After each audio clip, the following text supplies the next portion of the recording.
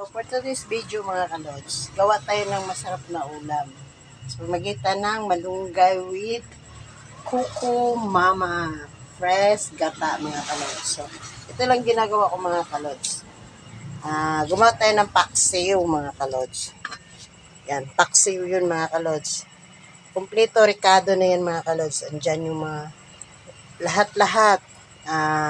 Red Bombay,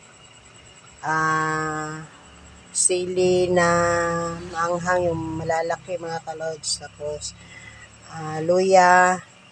Yan. Pag naluto na yung isda mga kalods, ilalagay na natin yan yung paksiw mga kalods. Paksiw yan. Paksiw na isda. Yan.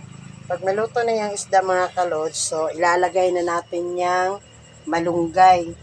Pagkatapos mga kalods, lagyan natin ng gata. So, sobrang sarap niyan mga kalods. Yung paksiw ko mga kalods, timpla na yan. Tapos nilagyan ng konting tubig para... So, hindi ko na lang pinapakita ang mga kalods yung paano piniprepare ko yung mga ricado niyang paksiw na yan. Kasi alam niyo naman mga kalods kung paano magpaksiw. Yung sa akin mga kalods, ibang paksiw naman yung gagawin ko. Yan mga kalods.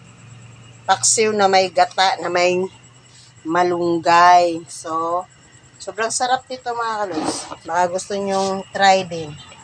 Grabe mga kalods. Maubos talaga yung ulam nyo. Gumawa ako ngayon mga kalods ng paksiw. Paksiw yung ginawa ko kasi yun yung gusto kong ulamin mga kalods. Kasi hindi tayo nag-duty ngayon. Tapos na din akong gumawa ng sabaw na isda mga kalods. Yan o. Sabaw. Sabaw na may, ano tawag ng Tagalog? Sa amin kasi Bisaya, ulokbate. Yan, sabaw na isda mga kalods. Yan. Kasi yung partner ko, ayaw niya ng ulam na may gata. So, yan, ginawaan ko siya ng sabaw na may ulugbate, alakbate o ulokbate. Tapos yung sa akin naman, paksiw with malunggay mga kalods. So, madali lang to mga kalods. Yan, mamaya. So, hinaan natin yung apoy kasi ilalagay na natin yung malunggay. Yan mga kalods. Yan. Paksiw ko. Yan. Tapos mga kalods, ilalagay na natin yung malunggay. Lalagay na natin sa paksiw yung malunggay. Wala na yung mga kalods. Paksiw natin. Puro na yan malunggay. Sarap to mga kalods. Alam nyo ba, sobrang sarap niyan. Yan, natakpan na yung paksiw natin sa malunggay mga kalods. Yan. Yan muna ha. Ang hirap kasi mga kalods pag walang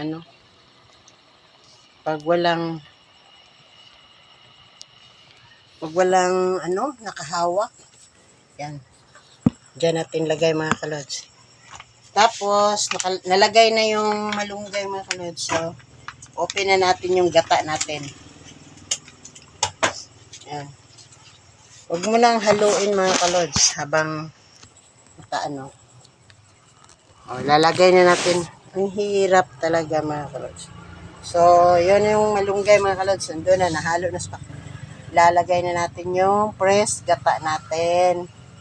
Yan. Yan. Buhos lang natin yan. Yan. Di ko nga alam mga kalods kung ubusin ko ba to o hindi. Huwag mo na siguro hubusin. Baka ma-over. Yan o. Tingnan nyo. Tingnan nyo mga kalods. Yung paksiw ko. Sobrang sarap nito mga kalods. Sigurado ako. Ubos yung kanin nyo nito pag kayo gumawa. O diba? Yung iba kasi mga kalods, yung ginawa nila yung gabi. Yun kasi kadalasan kasi nilalagay nila gabi. Ginawa yung paksiw na isda. Lalagay nila yung gabi. Gabi yung nilalagay nila. Sa akin naman mga kalods, Pero parang napansin ko na parang masarap yung ano, parang masarap ang malunggay. Kaya malunggay yung nilalagay ko. Sarap niyan mga kalods. Alam nyo ba? Sobrang sarap niyan. Yan. Huwag ko na muna sigurong ubusin yung gata. Baka ma-over gata tayo. Man ko. Sarap mga kalods ha. Sobrang sarap.